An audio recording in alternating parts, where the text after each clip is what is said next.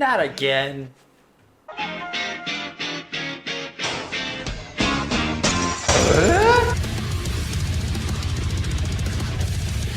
Get over here! When we see articles like this or read YouTube titles such as this, we get a sense of, wow, that really sucks, and, well, this is kind of to be expected. That's what game development is nowadays, and it probably forever will be like this. Yes, development can be hard for video games and the most difficult of all time.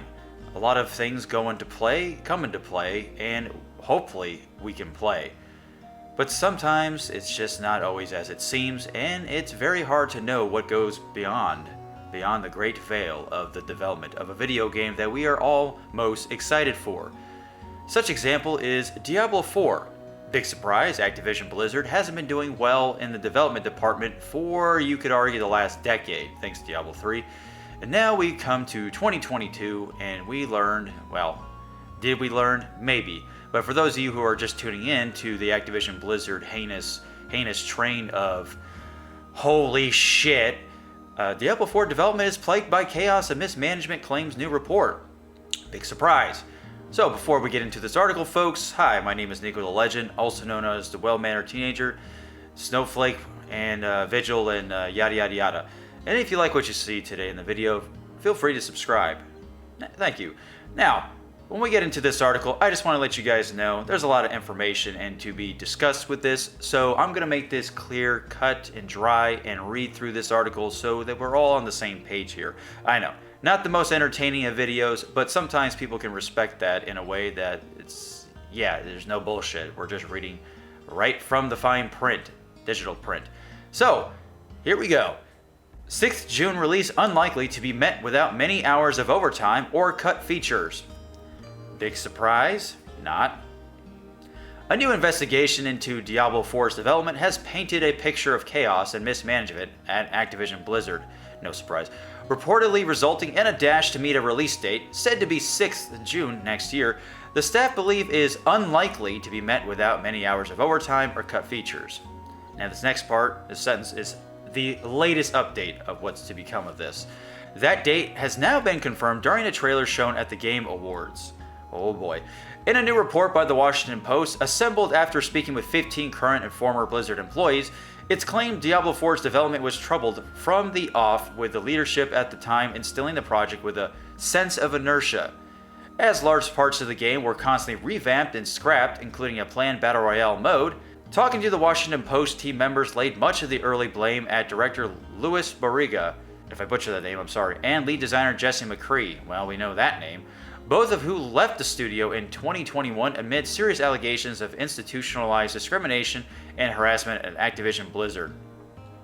I thought that was all alleged, but here we are. Colleagues claim, for instance, McCree would grow intrigued by different aspects of the game and then lose interest and hand it off to other people without finishing what he started.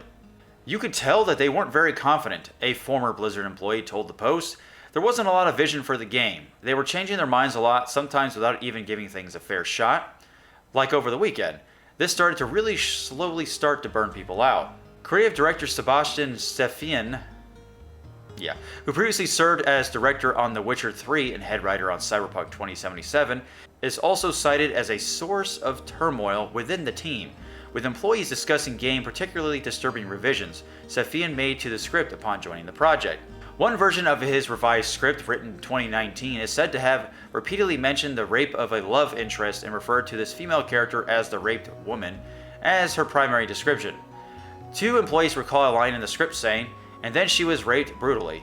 Interviewees said the inclusion of sexual assault was added merely to make a grittier and tonally dark Diablo, rather than engaging with the subject in a sensitive way. After employees pleaded with leaders to revise this version of the story, it was eventually overhauled, with the female character being cut from the story entirely. Activision did not deny the claims to the Post, instead saying the story in question was floated more than 3 years ago under different leadership as character backstory, not game content. Well, that should just be obvious. Stephan's insistence on taking the entire game and rewriting it himself reportedly delayed the story's development for months, compounding issues caused by Diablo 4's indecisive early development. These in turn are said to have been massively impacted by staff departures as key employees went elsewhere for more competitive wages, and better work conditions. Activision eventually moved to bring Vicarious Visions, now known as Blizzard Albany, onto the project, but the process of merging the teams is said to have been bumpy given the latter's relative inexperience with Diablo and the few plans in place to integrate the two. At a certain point, throwing bodies at the problem does not solve the problem. One current Blizzard Albany employee told the Washington Post, "If you add them late enough into the project, it doesn't matter that you hired an entire studio, because they'll never be up to date in time to help on the shipping game." As a result of its development upheaval, Diablo 4 is said to have seen multiple internal unannounced release dates over the years, with Activision at one point floating 2021 as a release goal. That reportedly shifted to December 2022 following the game's reveal at BlizzCon 2019. But developers are said to have appealed for more time to avoid massive cuts to the game. That led to a revised release goal of April 2023, but the team felt it still needed more time, whereupon launch was reportedly shifted to 6th June next year. "We're at the point where they're not willing to delay the game anymore," one current Blizzard Albany employee told the Post. "So we all just have to go along and figure out how much we're willing to hurt ourselves to make sure the game gets released in a good enough state." In order to meet its latest release target, Activision Blizzard is set to be incentivizing longer working hours among employees by promising perks some describe as paltry, including profit sharing to covering meals. Activision Blizzard, for its part, told the Post overtime is voluntary and limited to specific teams. Unsurprisingly, employees of the publication spoke to Diablo 4's strained development process could impact both the quality of the game. Some believe it'll be fun, while others describe it as mediocre but passable, and employees' health. Concerns over work conditions have continued to dog Activision Blizzard following a state of California lawsuit called the company a breeding ground for harassment and discrimination against women last July. Since then, Activision has faced multiple fresh allegations of sexual harassment and discrimination, as well as unionization efforts by employees looking for better, fair working conditions. In response, Activision has continued its attempts to thwart unionization efforts, albeit unsuccessfully, and announced the results of its own internal investigation into itself, claiming it found no widespread harassment at the company. Today, it has also announced it is countersuing the DFEH, which it says deliberately unleashed a hurricane of hostile media coverage. So there you have it, folks. This is a good discussion of the Diablo 4's mismanagement and plague development. Now, if you remember what I said in the article, they were trying to release it in March of next year, which, as many of you know, and if you watch any of Riker's videos or anybody else that was making the guesses, it was around either March or April, a good springtime release. Kind of like when Diablo 3, or close to when Diablo 3 came out.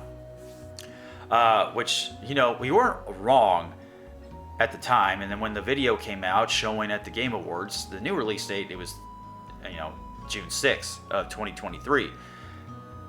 Now, of course, we were all a little upset about this game being delayed, but at the same time, I understand that we want these games to be at its prime condition, and there's going to be a safe bet. It's going to be a safe bet when this game releases in June. If they don't delay it one more time, it's going to still have some issues as well. It's going to be one of those things where you just put a band-aid on it for now, and when it releases, they'll fix it post. And that's how it's been with modern gaming for a very long time.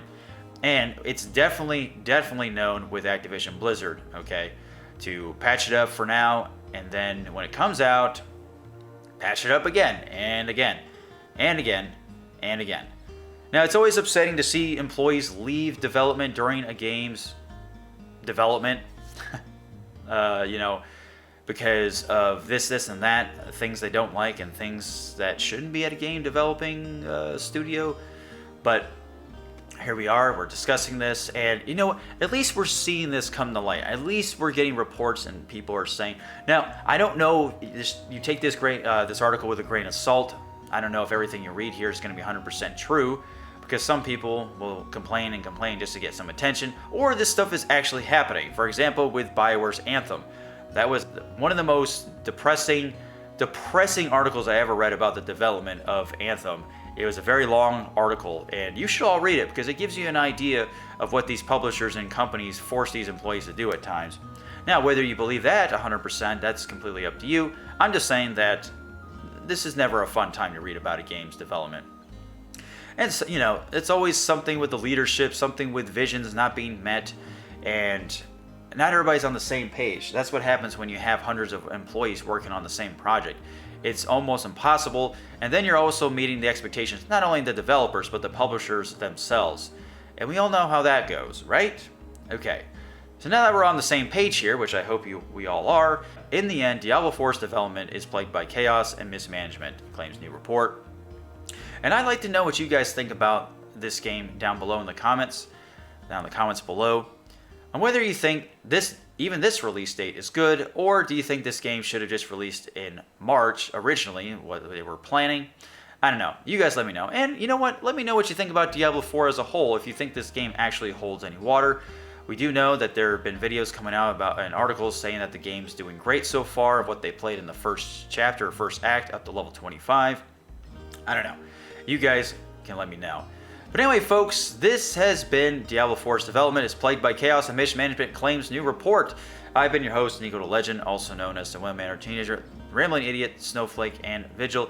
I hope you did enjoy, and yeah, I'm really hoping that this game is not plagued by demons down below in the Activision Blizzard bunker. We'll see, Pathfinders. Take care.